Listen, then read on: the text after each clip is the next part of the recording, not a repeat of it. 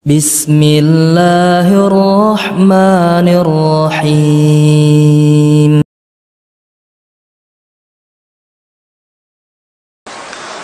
Maka ketika kita sadar bahwa kita adalah hamba yang tidak mungkin lepas dari salah, berusahalah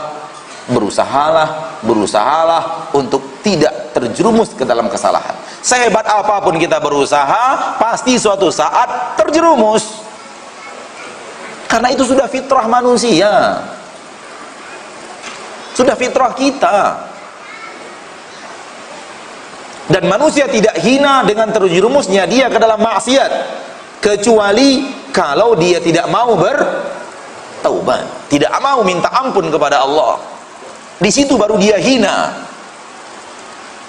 Namun orang yang terjerumus ke dalam kesalahan, setelah itu menengadahkan tangannya ke langit, minta ampun kepada Rabbnya, setelah itu dia ruku dan sujud, di dalam sujudnya dia menangis, minta ampunan Allah tabaraka wa ta'ala, merintih di hadapan Allah, memelas kepada Allah, dan selalu mengulang-ulang permintaannya itu 2 kali, 3 kali, 5 kali, 10 kali, merengek di hadapan Allah tabaraka wa ta'ala sambil berinangkan air mata. Ini malah dosa yang menjadi sebab naiknya derajat seorang hamba di hadapan Allah.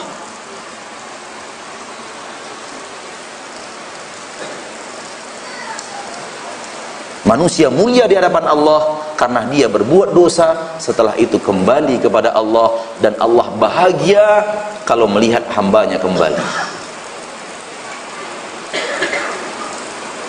Imam Muslim meriwayatkan hadis dari Anas bin Malik dari Nabi kita tercinta Muhammad sallallahu alaihi wasallam.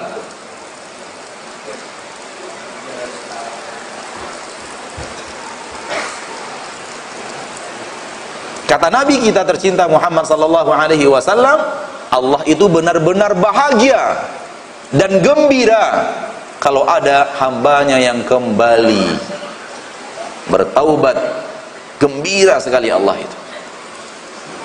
Padahal yang akan beruntung siapa? Hamba itu, bukan Allah.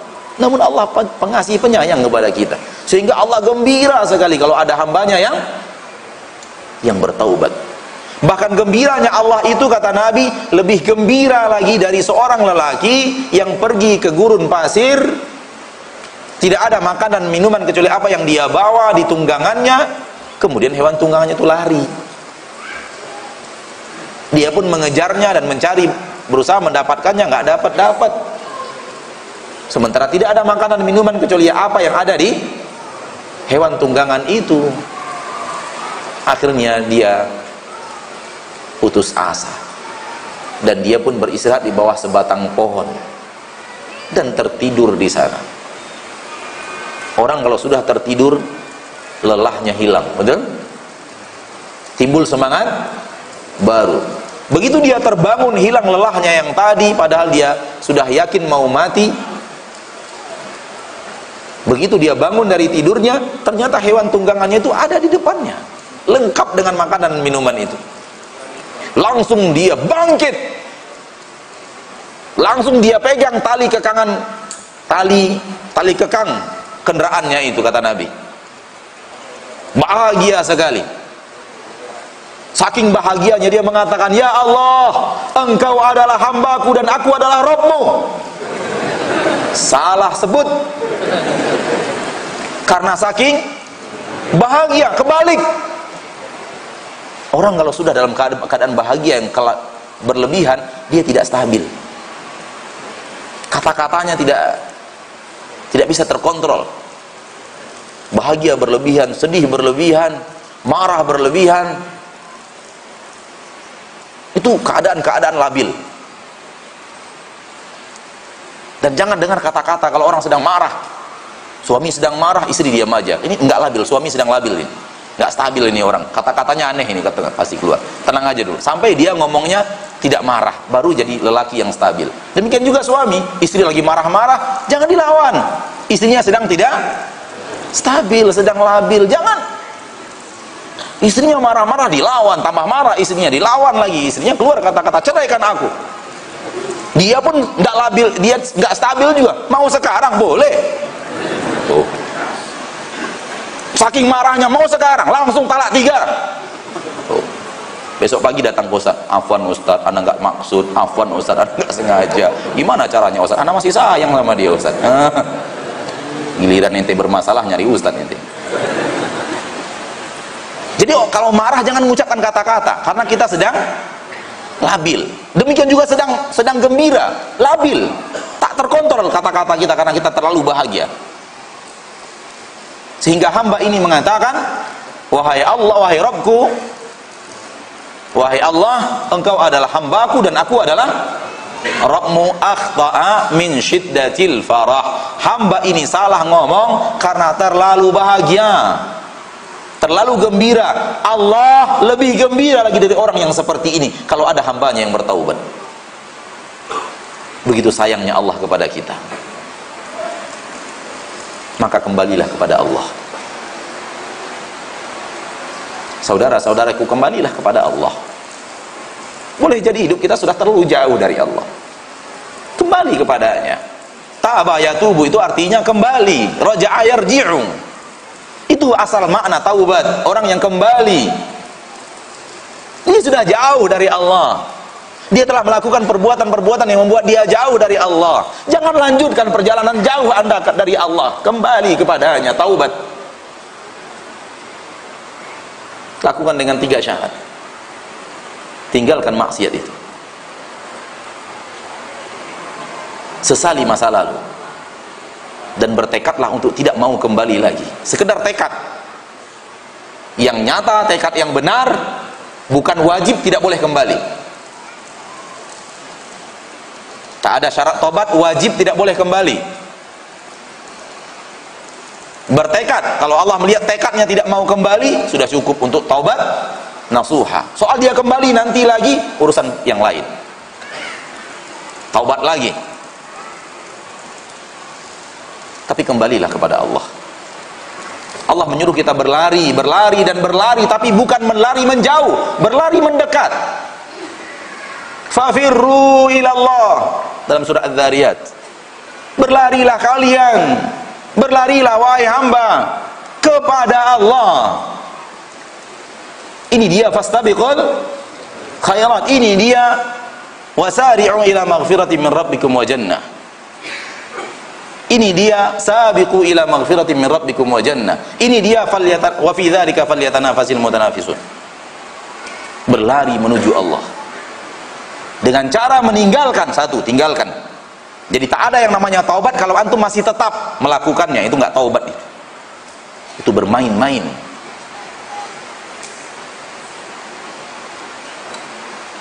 Tinggalkan. Kalau ada pekerjaan antum, perbuatan maksiat antum yang antum sampai sekarang masih continue menjalankannya, bukan maksiat yang terjatuh sekali-kali karena ada godaan, karena lemahnya iman di saat itu, tapi continue. Hari ini antum kerjakan, besok antum kerjakan, lusa antum kerjakan, besok lusa antum kerjakan, lusanya lusa antum kerjakan, itu namanya continue. Ini sifatnya iblis yang akan membuat antum hina di hadapan Allah. Setiap hari antum tambah jauh, tambah jauh, tambah jauh, tambah jauh dari Allah. Dan ketika antum tambah jauh dari Allah, antum semakin dekat dengan iblis.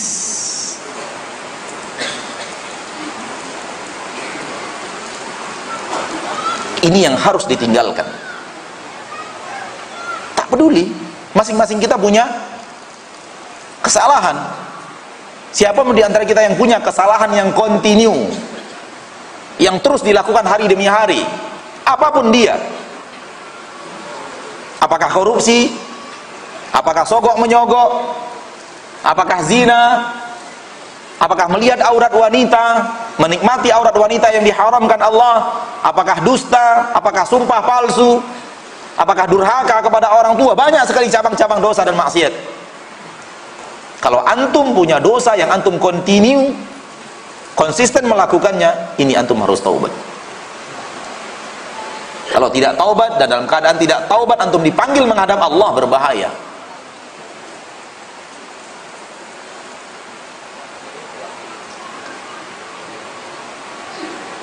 Innamat taubatu 'ala Allahi lil ladzina ya'maluna as-su'a bi jahalah tsumma yatubuna min qarib. Sesungguhnya orang yang taubat sebenarnya sisi Allah adalah orang yang terjerumus ke dalam kesalahan, satu kesalahan bijahalah, karena ketika itu dia sedang jahil, terpengaruh oleh bujuk rayu orang di sekitarnya, terpengaruh oleh hawa nafsunya yang sedang besar dan iman yang sedang melemah, sehingga dia terjerumus ke dalam kesalahan karena kejahilannya. Tsumma yatubuna min qarib, kemudian segera dia bertaubat. Jadi harus segera bertaubat. Walaisatit taubatu indallahi lilladzina ya'maluna as-sayyi'at. Bukanlah taubat di sisi Allah orang yang selalu berbuat maksiat. Itu enggak taubat itu.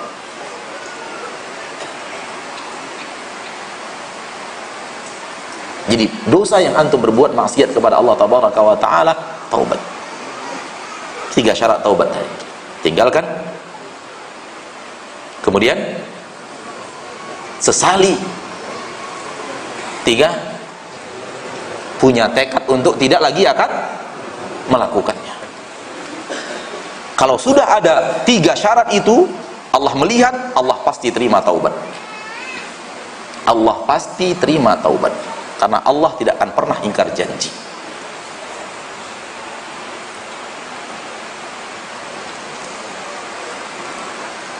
Walaupun antum sudah semangat untuk tetap berbuat taat, antum punya sifat manusia, fitrah manusia, terjerumus ke dalam dosa, suatu saat antum terjerumus lagi ke dalam kesalahan, taubat lagi. Tapi bukan dosa yang sifatnya terus menerus. Walaupun menurut antum dosa kecil, karena sedikit demi sedikit lama-lama menjadi bukit. La saghirata ma'al israr, kata para ulama. Tidak ada yang namanya dosa kecil kalau dilakukan terus menerus. Dosa kecil saja tapi terus menerus jadi besar dia, apalagi dosa besar terus menerus. Wala kabirata ma'al istighfar, dan tidak ada yang namanya dosa besar kalau terus kita beristighfar, dimborbardir dengan istighfar. Tak ada yang namanya dosa besar, akan menjadi kecil dia kalau selalu kita bermohon ampun kepada Allah subhanahu wa ta'ala. Jadi bagaimanapun kita berbuat taat, bagaimanapun kita menjaga diri, bagaimanapun kita berusaha saleh, pasti suatu saat terjerumus juga. Namun terjerumus orang saleh sekali-kali, kadang-kadang, dan langsung segera bertaubat, langsung minta ampun kepada Allah subhanahu wa ta'ala. Dan kebiasaan hamba akan terjerumus ke dalam dosa yang sama. Kenapa? Karena itu titik lemahnya.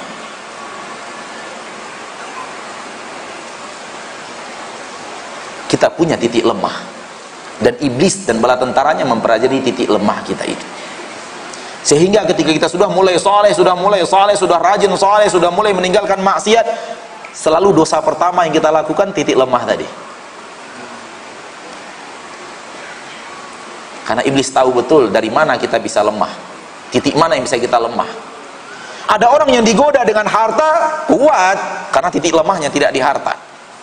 Ada orang yang digoda dengan wanita kuat karena titik lemahnya tidak di wanita. Ada orang yang digoda dengan tahta kuat, nggak tertarik dia dengan tahta itu karena titik lemahnya tidak berada pada tahta itu. Namun kalau itu titik lemahnya, di saat itu dia susah untuk bertahan. Dia butuh perjuangan kuat dan perjuangan keras untuk bertahan, karena itu titik lemahnya. Makanya di titik lemah lakukan ekstra pengamanan. Lakukan ekstra pengamanan di titik lemah. Dan cara ekstra pengamanan adalah tidak berani melangkah kepada hal yang akan menjerumuskan. Contoh orang yang titik lemahnya adalah wanita. Kalau antum punya titik lemah wanita, maka lakukan ekstra pengamanan. Bagaimana ekstra pengamanan itu? Jangan sekali-kali berani melakukan hal yang terkecil pun yang akan membuat antum tergoda lagi kepada wanita itu. Contohnya apa? Contohnya baca koran. Ternyata di koran itu ada aurat wanita. Karena antum, spesialis antum aurat wanita gitu loh. Jadi pantang tergoda dengan aurat wanita. Kalau baca koran antum tidak mau membuka kolom selebriti, itu antum sudah membuat ekstra pengamanan. Kalau internet apalagi, banyak sekali aurat wanita dijajakan dengan murah.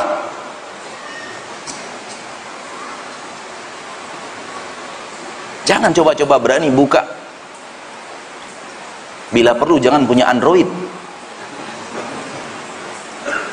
karena antum punya titik lemah di sana. Lakukan ekstra pengamanan.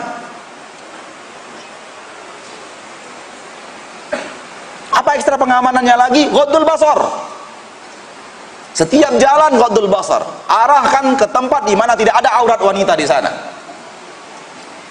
Ketika tergoda, kata Nabi, oleh aurat wanita yang terpandang, segera pulang cari istri antum. Ya, begitu yang diajarkan Nabi Muhammad sallallahu alaihi wasallam. Kalau dia keluar tertarik dengan seorang wanita, segera pulang menemui istrinya, kata Nabi. Karena yang dipunyai wanita itu ada pada istrinya. Begitu kata Nabi. Dalam terjemahan bahasa kita, fa innalaha ma laha. Apa yang dipunyai wanita yang antum tergoda itu ada pada istri antum. Segera pulang.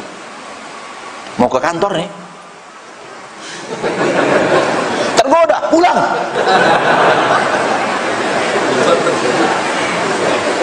Tentunya kalau kantor antum punya hak untuk pulang kapanpun gitu. Intinya adalah lakukan ekstra pengamanan. Ghaddul basar. Setiap ada aurat wanita, larikan pandangan. Aurat wanita, larikan pandangan. Dan biasanya wanita cantik lebih berbahaya bagi laki-laki dibanding wanita jelek. Ya? Lebih berbahaya.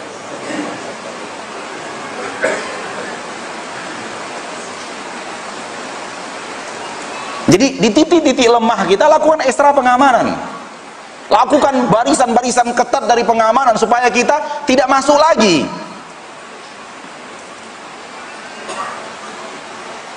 Karena betapa banyaknya kaduan ikhwan melalui pertanyaan. Ustaz, saya terbiasa nonton film porno, susah untuk meninggalkannya.